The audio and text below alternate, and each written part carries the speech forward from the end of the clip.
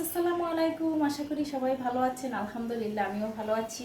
অনেক কিছু নিছি, রেডি করব, রান্না করব। এখন প্রথমে রোস্টের জন্য চিকেনটা একটু টক দই আর লবণ দিয়ে ম্যারিনেট করে রাখি। তারপরে হলো গরুর মাংসটা ম্যারিনেট করে রাখি। এখানে নিয়েছি এই যে গরুর মাংস, তারপরে যে চিকেন, তারপরে যে চাইনিজ ভেজিটেবল রান্না করব।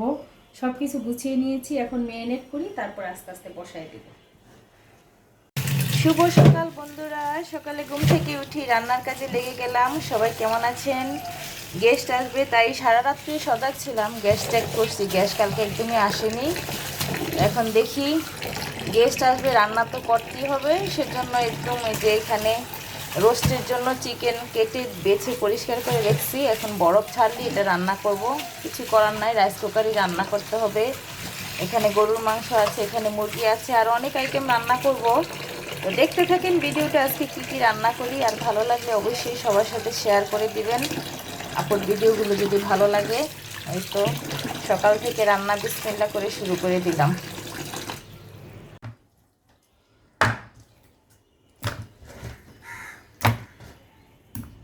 এখন একটু ঝাল ঝাল পছন্দ করে, তাই তাদের পছন্দের উপরে ডিপেন্ড করে আমি আজকে একটু মরিচের গুঁড়া দিচ্ছি এখানে। তারা একটু ঝাল বেশি পছন্দ করে, ওইভাবেই দিতে হয়।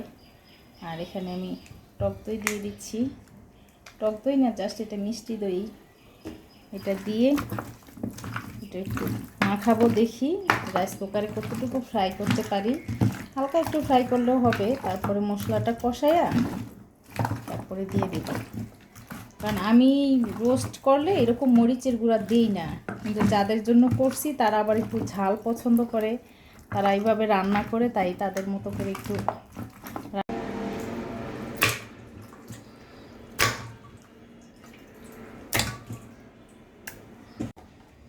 দিয়ে দিলাম আদা বাটা, আর বেশি দিয়ে নিলাম রসুন বাটা, স্বাদ মতো লবণ, তারপরে হলো মরিচের গুঁড়া একটু কমই দিই, সেদিন অনেক ঝাল হয়ে গেছিলো, আর তাহলে ঝাল কম। হলুদের গুঁড়া, হলো ধনিয়ার গুঁড়া, এটা হলো জিরার গুঁড়া, একটু দিই। পেঁয়াজ, এই যে পেঁয়াজটা কাটা নিচ্ছি অনেকগুলো। এই পেঁয়াজটা কাটা থাকলে মনে যেন রান্নার অর্ধেক ঝামেলাই চলে যায়।